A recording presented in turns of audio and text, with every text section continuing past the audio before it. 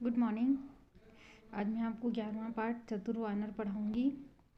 इस कहानी को तो सब जानते हो, फिर भी थोड़ा सा बता दे रही हूँ इसका, है ना। एकस्मिन् नदी तीरे एकः जम्बू वृक्षः आसीत्। एक नदी के किनारे एक जामुन का पेड़ था। जम्बू वृक्ष माने जामुन का पेड़।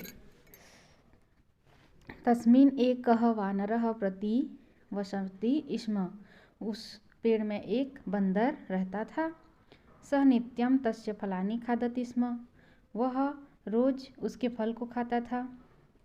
खाता है मतलब स्म मतलब खाता है, मतलब ये कहानी ऐसे बताया गया है। कश्चित् मकरो अपि तस्यां नद्याम् अवसत्। ठीक है। कोई मकर भी उस नदी के किनारे रहता था। वानरः प्रतिदिनं तस्मै जम्बूफलानि अयच्छत्। बंदर प्रतिदिन उसको जामुन के फल देता था। तेन प्रीतः मकरः तस्य वानरस्य मित्र अभवत्। उनके बीच क्या था, तो धीरे धीरे उनके बीच मगर और वानर के बीच मित्रता हो गई। एकदा मकरः कानिचित् जम्बूफलानि पत्ने अपि दातुम् आनयत्। एक बार मकर थोड़े से जामुन के फल पत्नी के लिए भी ले गया। तानि खादित्वा तस्य जाया अचिन्तयत्। उसको खाकर उसकी पत्नी विचार करती है, अहो यह प्रतिदिनं ईदृशानि फलानि खादति। अहो यह प्रतिदिन इस फल को खाता है। नूनं निश्चित रूप से तस्य हृदयम् अपि अति मधुरम भविष्यति। निश्चित रूप से उसका हृदय भी बहुत स्वादिष्ट या मधुर होगा। सा पतिम अकथयत। वह पति से कहती है, भो स्वामीन, हे स्वामी,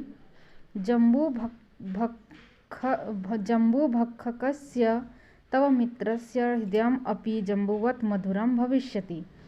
जामुन खाने वाले तुम्हारे मित्र का हृदय भी निश्चित रूप से मधुर होगा। अहम तदेव खादितुम् इच्छामि। मुझे उसको खाने की इच्छा है। तस्य हृदय भक्षणाय मम बलवती स्पृहा। उसके हृदय को खाने के लिए मेरी इच्छा बलवती हो रही है। जम्बूवत् यदि माम जीवितां द्रष्टुम इच्छसि तर्हि आनय तस्य वानरस्य हृदयम्। अगर तुम मुझे जीवित देखना चाहते हो तो शीघ्र ही उस वानर के हृदय को लाओ। पत्न्या हठात् विवशः मकरः नदीतीरं गत्वा वानरम् अवदत्। पत्नी के जिद से मजबूर होकर नदी किनारे जाकर वानर से कहता है, बंधो तव भातृजाया त्वाम द्रष्टुम इच्छति।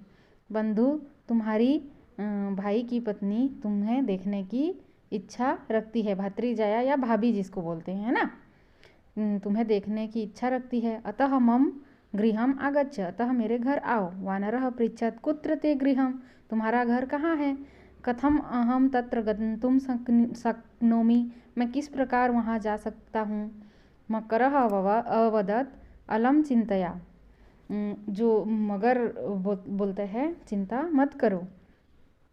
अहम त्वाम स्वपृष्ठे धृत्वा गृहं नेष्यामि। मैं तुम्हें अपने पीठ पर बैठाकर घर ले जाऊंगा। ले जाता हूँ। तस्य वचनं श्रुत्वा विश्वस्तः वानरः तस्मात् वृक्षस्कन्धात् अवतीर्य मकर पृष्ठे उपविशत्। उसके वचन को सुनकर विश्वास करके बंदर जो है मकर के पीठ में बैठ जाता है। उपविशत माने बैठना। नदी जले वानरम विवशम मत्वा मकरः अकथयत्। नदी के जल में बंदर को विवश देखकर मकर कहता है, पत्नी तव हृदयम खादितुम इच्छति। मेरी पत्नी तुम्हारी हृदय को खाने की इच्छा कर रही है। तस्मै तव हृदयम दातुमेव तया नयामि। इसलिए उसे मैं तुम्हारे हृदय को देने के लिए ले जा रहा हूँ। चतुर्वानरः शीघ्रम अकथयत्। चतुर वानर जो है शीघ्र ही कहता है, अरे मूर्ख, कथम न पूर्वमेव निवेदितम त्वया, तुम पहले मुझे नहीं बोलते।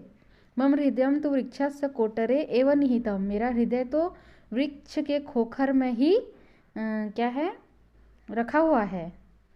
अतः शीघ्रम तत्रे नय, अतः शीघ्र ही उधर ले जाओ।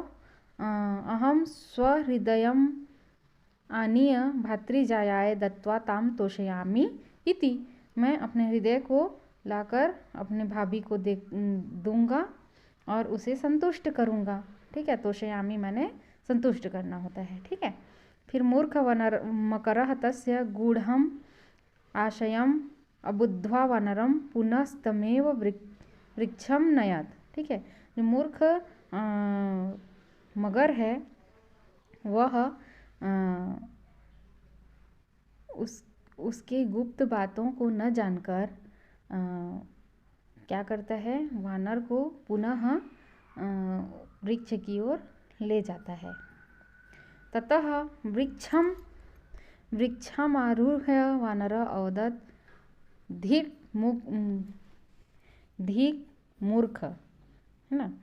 फिर वहाँ जाते ही जो बंदर है वृक्ष पर चढ़कर कहता है कि मूर्ख, अपि हृदयम शरीरात् पृथक तिष्ठति, क्या हृदय भी शरीर से अलग हो सकता है।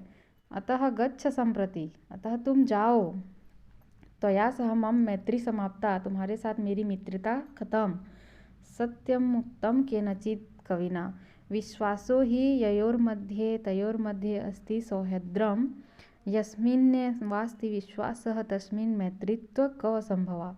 जहाँ विश्वास होता है वहाँ पे सौहार्द या मित्रता होता है, और जहाँ विश्वास ही नहीं होता है वहाँ पे मित्रता कैसे संभव है, ऐसा बोला गया है। तो इस प्रकार ये पाठ का उत्तर अनुवाद में बता दी हूँ, उसको लिख लीजिएगा। ठीक है, प्रश्न उत्तर को मैं नेक्स्ट क्लास में बता दूँगी।